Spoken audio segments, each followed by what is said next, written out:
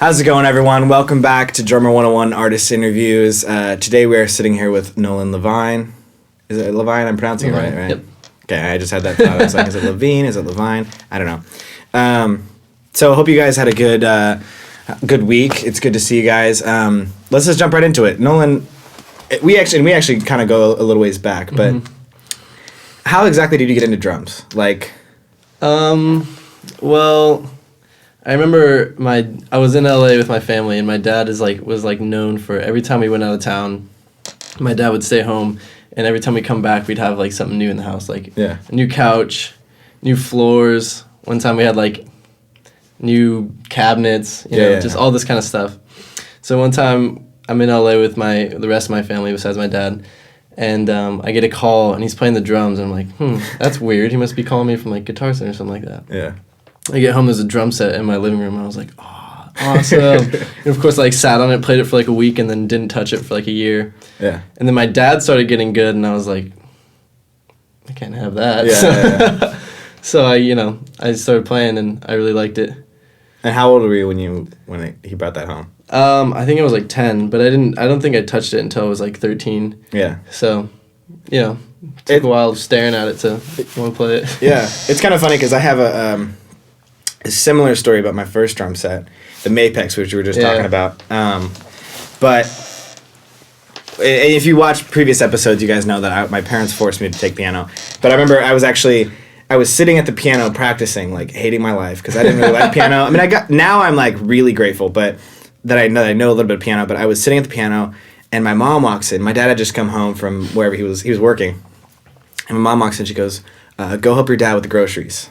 And I was like, Mom, I'm practicing piano. And then she's like, go help him with the groceries. So I was a little scared, and I walked out, and I walked to the back of my dad's car, and my drum set, the Mapex was in the back of the car. Oh, dude, that's awesome. And it was that was cool. the greatest day of my life. And I'm so every time my mom says go bring in the groceries, you run. This time it's gonna be a new car. That's awesome. That's cool. So actually, and we met through the Wood Creek Jazz Band. Right. Which was pretty cool, and we got to play for a long time. And this guy's really good. You know your stuff. Because that's the thing is do you remember kind of what genre everyone kind of starts out with rock when they do drums. Yeah. I think. I mean, not all the way, all the time, but because now you've become this amazing jazz drummer. Well, I think I've seen you play live before. Thank and I've heard you and stuff. But appreciate that. So let's talk about Thomas and Plecker. How did that kind of come to fruition? Well, I remember going to I've been friends with Derek and Sam forever. Yeah. I mean, Derek and my brother were best friends in kindergarten. So I was in preschool. Yeah. So, he lived right across the street from our elementary school, so we'd just go to school all day and then head straight to Derek's, hang out at Derek's all day. And so I've known Derek since, diapers. We've been friends forever. I never knew he could sing. I've known Sam for a long time. He was, he went to Silverado, which is the middle school I went to, and then, seeing him at Wood Creek and all that kind of stuff. Just the cool kid Sam playing the guitar. And for those of you who don't know, it's Derek Thomas and Sam Plecker. He's talking about Derek Thomas is the singer, amazing Michael Bublé, Frank Sinatra type voice.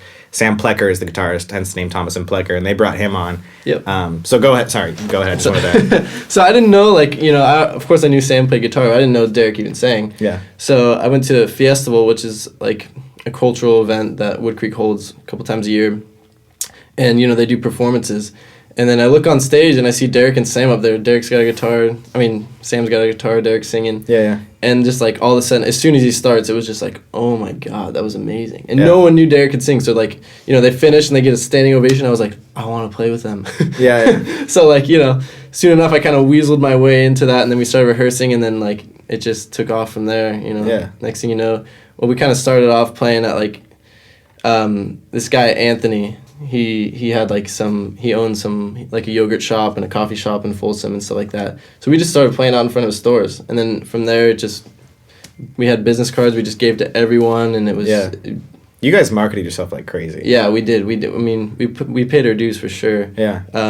We just played wherever we could, whenever we could, and 3-4 times a week, just going to different places. Next thing you know, we're getting paid 3-4 times a week to play places. So, Yeah. So that was really cool to see that growth. And that's the thing that was cool about your guys' little group, because, and like I said, they're more jazz, Michael Bublé, Frank Sinatra type stuff, which is cool because not a lot of people were doing that in the area, because we had discussed, I was talking with Austin Butler 2 weeks ago, but a lot of the bands like that I feel like that our generation are making were like the rock bands and stuff. Yeah, and definitely. they were doing like the Boardwalk, and they were doing Ace of Spades, but you guys were doing like La Provence and like Folsom, like, and it was cool because I mean, like, that was a different, and I was even thinking about it, you guys had sort of a different approach kind of thing. A different approach, but also a different audience, because I think that the people who would go to see those rock shows and stuff were more like our age, and you're getting like, you're getting pretty much a wide array of people, I mean, like, it kind of started off as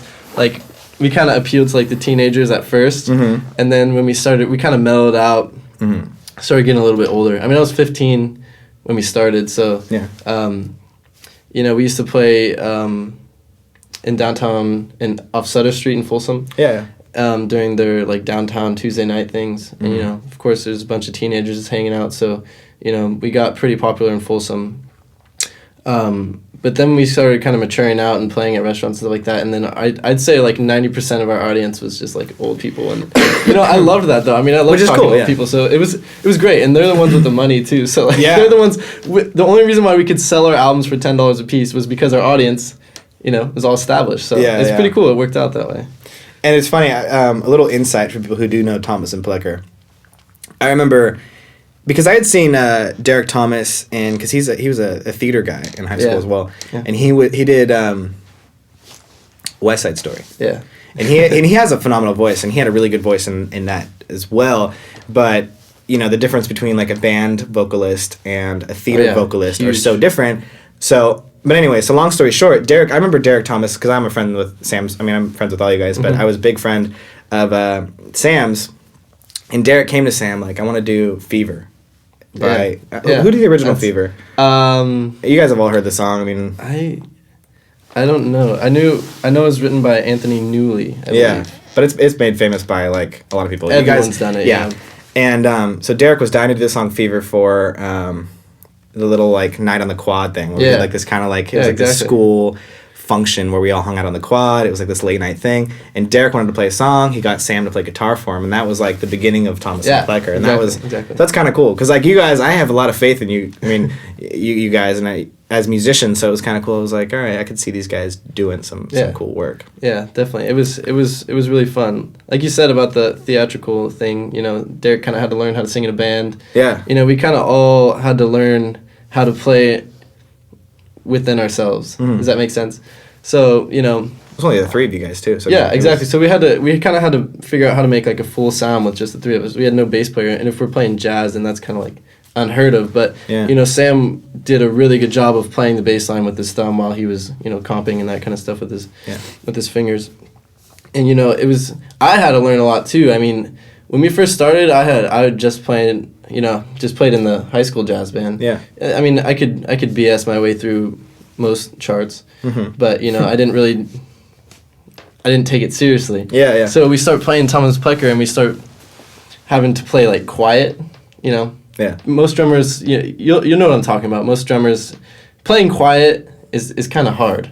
Especially at first. So I was like, wow, I have to like play all this stuff, like these complicated parts, but I have to do it with brushes or quietly. So I had to kind of learn. I'm really glad that I had to learn how to, play quietly, but still with the same assertiveness and all that. And I think it's not only just like not only playing quietly, but as a drummer playing. I mean, all musicians do this, but I think drummers just automatically their instruments are loud because they're huge, but it's not even playing quietly. It's almost playing to the venue, Yeah, absolutely. Because you could play the same song, at Night on the Quad, for instance, which was like out. I mean, this was outside, so like you had to play to like that. Then you play at like a venue that's a little bit smaller, like La Provence, which is like at this nice French restaurant. So it's quieter.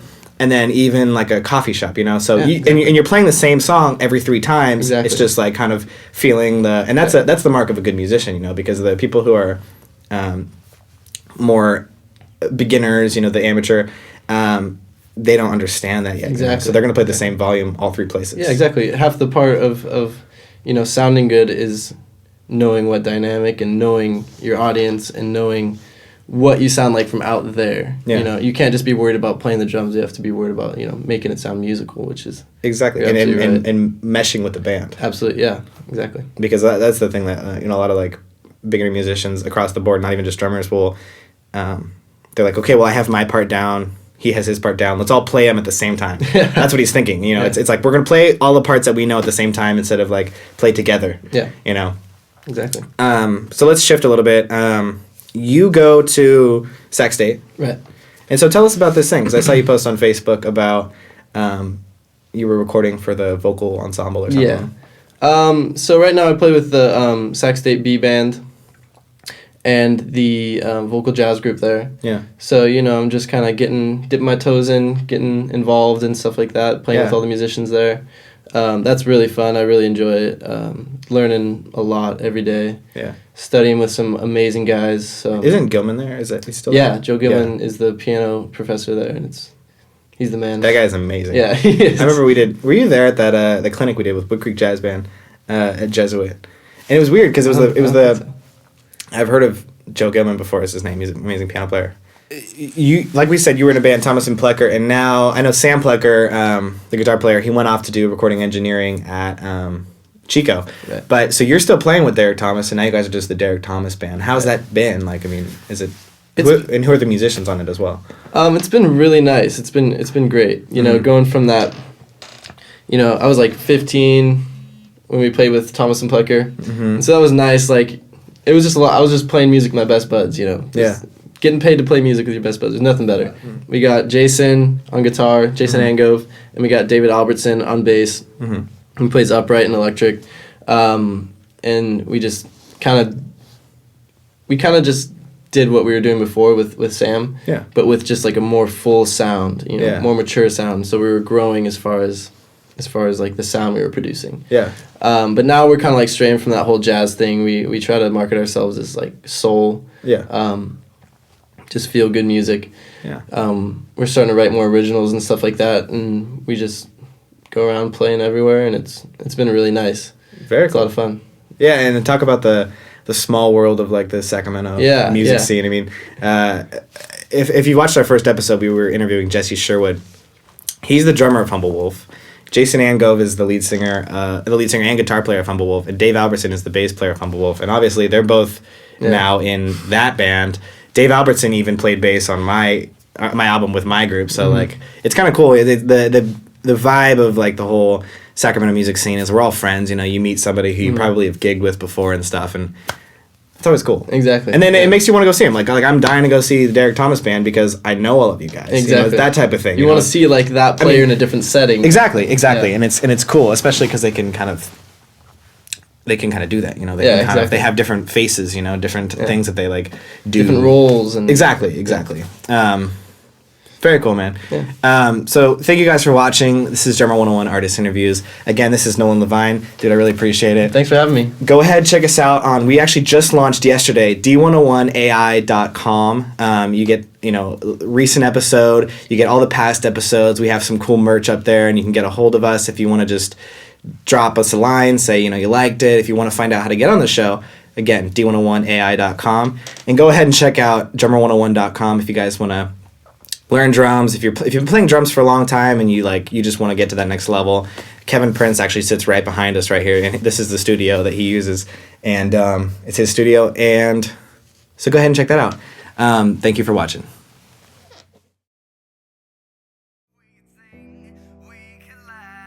As our hips begin to move, dance with me, darling. I wanna start all over.